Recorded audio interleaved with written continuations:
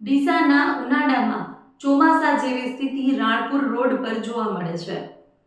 પાણીનું ગંદુ પાણી 2 ફૂટ સુધી ભરાય છે। જો વાત કરવામાં આવે પિંક સિટી સોસાયટીમાં મુખ્ય ગેટ આગળ ગંદકીનું સામ્રાજ્ય, વિદ્યાર્થીઓને ગટરના પાણીમાંથી જ પસાર થવાની ફરજ પડે છે।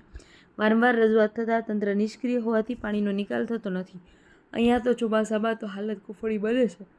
નગરપાલિકાના કહેવું કે જીયુબીસી દ્વારા ભૂગર્ભ ગટરની પાઇપલાઇનની કામગીરી ચાલુ છે, ત્યારે પિંક સિટી વિસ્તારમાંથી લાઇન જોડી અને તેનો નિકાલ કરવામાં આવશે। સોસાયટીમાં બધું બની ગઈ હોવાથી પાણીનો નિકાલ હાલ કરવો મુશ્કેલ બની રહ્યો છે, એટલે કામ શરૂ થશે એટલે પાઇપલાઇન દ્વારા પાણી નિકાલ કાયમી ધોરણે લવાશે। મુદ્દાનો ઉકેલ લાવવા રહેવાસીઓમાં રોષની લાગણી અને આંદોલનની ચેતવણી આપવામાં આવી હતી।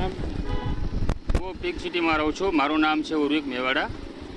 બરાબર, નગરપાલિકામાં વારંવાર રજૂઆત કરવા છતાંય પણ આ ગટરનું પાણી ઉભરાય છે।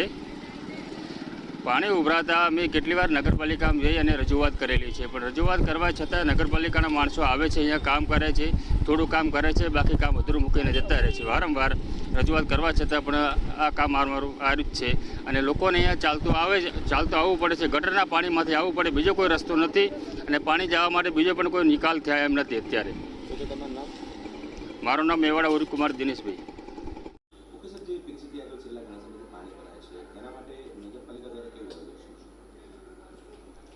પિંક સિટી વિસ્તારમાં ભૂગર્ભ ગટર થયેલ છે, પરંતુ ત્યાં સોસાયટીઓ ખૂબ જ બની ગયેલ હોવાથી પાણીનો જલ્દીથી નિકાલ ન થાય, તેથી નવો ફેઝ જે જીયુડીસી દ્વારા ભૂગર્ભ ગટરની કામગીરી કરવામાં આવી રહેલ છે તેમાં આનું આયોજન હાલ કરવામાં આવેલ છે અને આ ફેઝની અંદર એની કામગીરી ચાલુ પણ કરવામાં આવેલ છે।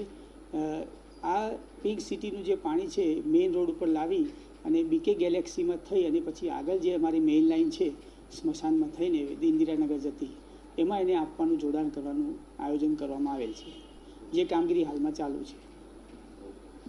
અમે અહીંયા પિંક સિટીમાં કેટલા 4-5 વર્ષથી રહીએ છીએ અને સતત 1 મહિનાથી આ ચોમાસા જેવી સ્થિતિ થાય છે અને ગટરનું ગંદુ પાણી રોડ પર 1-1 ફૂટ 2-2 ફૂટ ભરાઈ જાય છે અને નાના છોકરાઓને આવવા જવામાં, અમારા જેવા લોકોને પણ આવવા જવામાં તકલીફ પડે છે।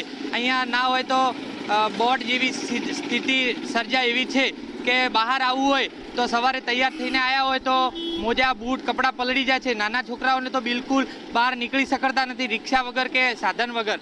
અને આની રજૂઆત અમે નગરપાલિકામાં છેલ્લા 1 મહિનાથી જઈને આવ્યા છે રૂબરૂ, પણ આની કોઈ અમારી સાંભળતું નથી। ન છૂટકે અમારે પિંક સિટીના સભ્યોએ ભેગા થઈને મોટું આંદોલન કરવું પડે અને આના કારણે નગરપાલિકાને પણ થોડું વિચારવું પડે કે જે અમને અહીંયા તકલીફ પડે છે અને એના કારણે લોકો બહુ હેરાન થાય છે, તો નગરપાલિકાએ તાત્કાલિક આનું સોલ્યુશન લાવવું જોઈએ।